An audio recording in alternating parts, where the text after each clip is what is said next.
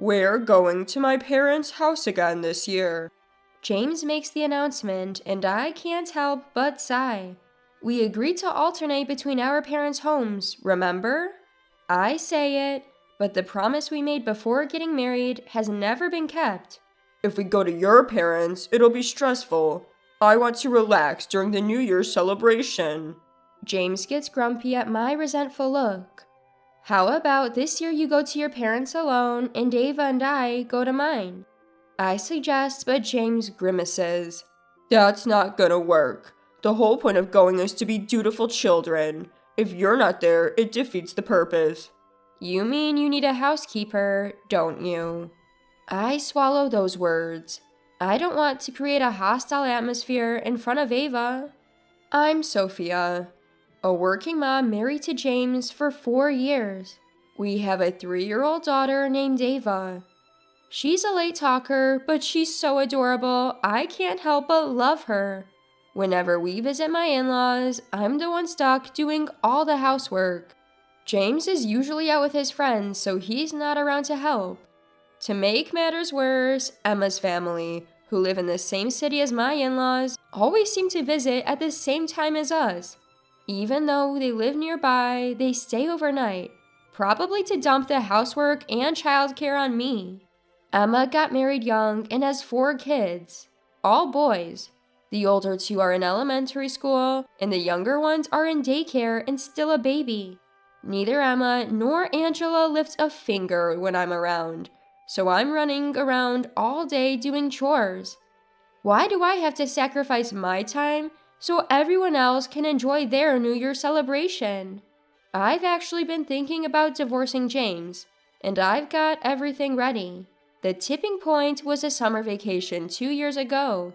James left in the afternoon and didn't come back until late at night. Worried, I muttered, I wonder what happened. A tipsy Emma let it slip. He probably fell asleep. He's at Sarah's place, so he's fine. Who's Sarah? Emma reluctantly confessed after I pressed her. According to her, Sarah is an old high school girlfriend, but they're just friends now. But to me, that doesn't sound like a just friends situation. At the time, our daughter was only 1, and the thought of becoming a single mom was daunting, so I hesitated to take the divorce step. But every time we visit my in-laws and James goes out with friends, I can't stand it anymore. I hired a private investigator and gathered evidence of his infidelity. I've consulted a lawyer with the evidence and explained the situation to my parents, planning to move closer to them after the divorce. I've been diligently preparing, looking for a new place to live, job opportunities, and childcare for Ava. This visit to my in-laws will probably be the last. That's what I was thinking as we arrived. On the day of returning home, due to work, we got there on the 31st. The highways were jammed, and as soon as we arrived, Angela said, "Could you make lunch right away?" Right now? I was still holding our travel bags, frozen in place. Just make something simple. We've been waiting. Angela said that and promptly returned to the living room. I was prepared for this, but it still makes me mad. I put our bags in a corner of the living room, flipped a switch on a device, and put on my apron. I should have turned it on sooner, I thought. I quickly prepared a variety of dishes, and just as I was about to sit down to eat, Emma took my plate away. I'm breastfeeding, so I need to eat a lot. I'll take Sophia's portion too. Before I knew it, all the food I'd prepared was gone. But that was my portion. When people are too shocked, words often fail them. I could barely muster a complaint. Then James, who had finished eating, said, "Sophia, it's fine to skip a meal once in a while." Siding with Emma. Emma quickly started eating my portion and said, "Exactly. Oh, the baby's crying. Can you hold him?" She pointed at the baby while chewing her food. Angela urged, "Come on, Sophia, hold the baby." My in-laws were watching TV while sipping coffee, and James was lounging around. I hadn't sat down since we arrived. As I was walking around holding the fussy, sleepy baby, David yelled. I can't hear the TV. Take the baby outside until he falls asleep. Once the baby finally fell asleep, Angela called me to wash the dishes and then go shopping. The catch is, we have to pay for everything. They even request high-end ingredients and pantry staples. No one cares that I haven't eaten, and with all these adults around, no one helps clean up. I've been treated more and more like a housekeeper each year, and I couldn't help but give a dry laugh. That's when Emma dropped a bombshell. Great, we've eaten, so we're going to the countdown. Take care of the 4 kids, will ya? As Emma was about to head out, I hurriedly stopped her. Wait, you mean the New Year's countdown? You're leaving now? It was just past 2 p.m. Yeah, the venue is a bit far, and we don't want to lose a parking spot. Maddie's already waiting in the car. Plus, we don't want the kids to find out. No wonder Maddie, who had been fiddling with his phone, was gone. Emma and her husband want to go out without the kids. I have to go shopping. Please wait until I get back. The moms are here, so it's fine. Just when I thought it might be okay, Angela said something outrageous. Oh, David and I are invited to a neighbor's place. David already left, and I'm leaving soon. So, Sophia, please do a thorough cleaning before we get back. Even my in-laws were leaving. Stunned, I didn't know what to say, but Emma suggested, Why don't you take the kids shopping? I was shocked and replied, My car can't fit 5 kids. We don't even have enough car seats. Just have the older ones hold the younger ones. That's what we always do. What? I realized their car is also a 5-seater. Could it be they don't use car seats? I was too scared to ask. Or you could leave the baby since he's asleep. If you hurry, it'll be fine. I can't leave a baby alone. I have multiple stops to make. As I insisted, Angela became furious. Come on, Sophia, stop complaining. Emma is usually tired from taking care of the kids. Let her relax for once. Then Angela, please stay and watch the kids. I can't. I've already made plans with the neighbors, and my knee hurts, so I can't take care of the kids. Even when I push back, Angela easily deflects. Then James steps in, wearing a coat as if he's going somewhere. Hey, Emma asked you, Sophia, for a favor. But it's impossible, James. Can you at least watch them while I go shopping? I'm going with them, so I can't. My mind went blank at James's words. What? Was it decided from the start that the 3 of you are going? What about Ava and me? And Emma's kids? As I fire off questions, James gets annoyed. Stop nagging. Just do the housework, Sophia. That's what a daughter-in-law is supposed to do. I'm about to explode with anger. Maybe I've been too patient all this time. Just as I'm about to yell, Emma's kids Michael and Thomas come in. Are the moms going somewhere? We want to go too. It's not fair. Let's all go. They must have figured out their parents are going somewhere and started making a fuss. Good, keep it up, I muttered to myself. The kids are saying this too. Why don't we all go? As I say this with a smile, James and the others exchange glances. But we're going to drink, and kids will be in the way. Sometimes it's good to have adults only, right? Emma and James try to calm the situation, but the kids aren't backing down. No way! It's not fair for just the adults. If James is going, then it's fine. The kids are making so much noise that James slips up in frustration. No, it's supposed to be a double date. A date? I couldn't help but ask. Wait, you idiot! Emma hurriedly smacks James on the head, but it's too late. A double date? I'm James's wife, you know. Who is James's date? Is it that Sarah person?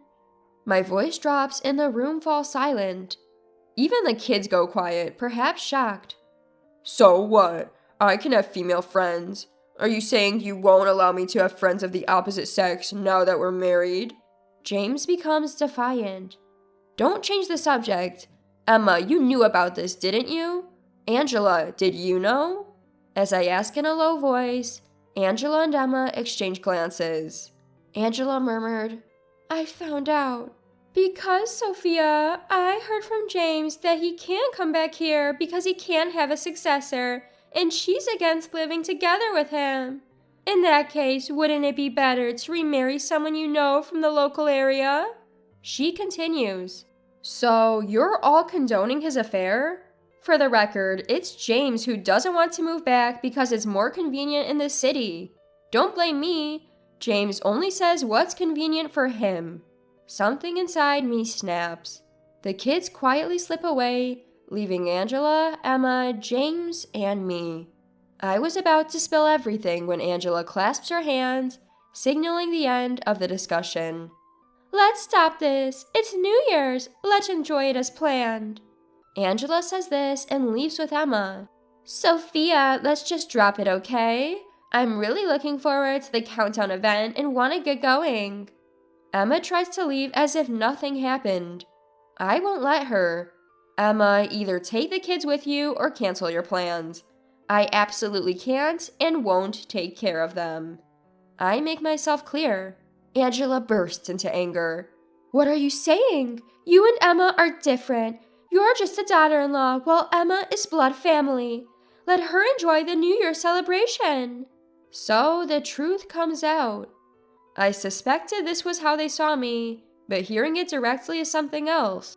So you're saying I'm an outsider? Of course, you're just a daughter-in-law. You're not family. Angela repeats herself when I ask for clarification. Then I'll go to my parents' house. If Angela is a stranger to me, then Emma is too. I can't take responsibility for someone else's kids. Angela is at a loss for words. Caught off guard, she can't say anything. Hey, Sophia, what are you saying to Mom? James yells, but it's so off the mark, it's infuriating. James, aren't you bothered by what Mom said? She called me an outsider. Well, you are a daughter-in-law. Unbelievable. What about Ava? Ava's my daughter, my blood family. So, even though Ava is your blood family, and I'm her mother, I'm not family? What am I then, your housekeeper? Hey, watch your language. No, I hit the nail on the head. But your housekeeper is resigning. I'm filing for divorce. And I'll be seeking alimony from both you and your affair partner, Sarah. Saying the word divorce feels liberating. James is shocked, yelling, Why divorce all of a sudden? Emma adds, Don't talk about divorce over something like this. It's New Year's Eve. Stop joking. Angela doesn't seem to think I'm serious. Just then, Ava comes in and quietly says, Let's go, Mom. She tries to pull me outside. She was quietly playing in the living room earlier, but it seems she's worried about me after hearing our argument. That settles it for me. I pick up Ava. Let's go to Mommy's house. Ava hugs me tightly. Fortunately, our bags are still unpacked, sitting in a corner of the living room. I grab one. Wait, if you don't watch the kids, we can't go to the countdown event. We were really looking forward to it. Emma is still pushing her agenda, and I can't help but laugh. I'm a stranger, remember? I'm going back to my family now. But that's inconvenient for me.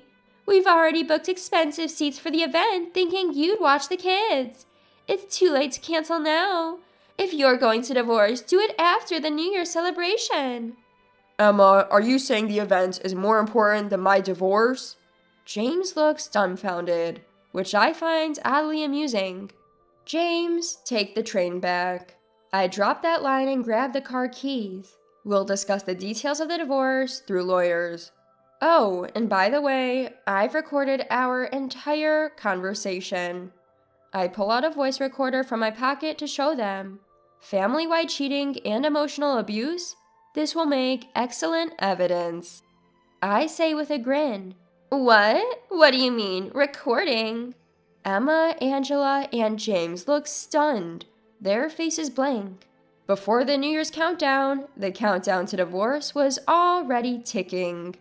I think I had the best smile ever. Leaving behind my in-laws, who had turned pale upon grasping the situation, Ava and I get into the car. I hear a chorus of apologies and curses behind me, but they quickly fade away. After driving for a while, I pull over at a convenience store and call my parents. They're shocked by the sudden news, but furious with my in-laws once they hear the story. "Come right away," they say. What happened next? James and I got divorced. I had prepared well, so it was straightforward. I planned to get custody of Ava, and James quickly agreed. He probably planned to remarry his affair partner. However, she dumped him, saying she didn't want to be treated like a housekeeper in his home. She knew how I had been treated for years, and, coupled with the alimony I claimed, probably wanted to cut ties.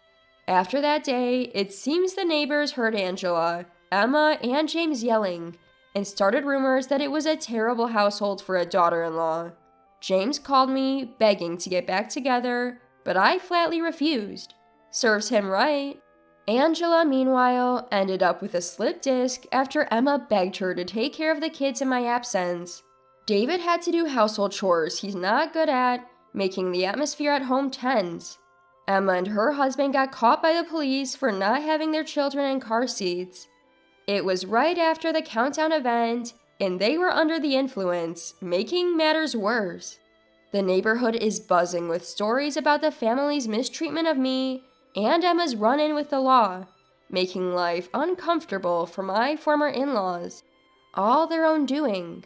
As for me, life after divorce is going smoothly, partly because I had prepared in advance. I was worried about the impact of the divorce on Ava, but we're enjoying calmer days than I expected.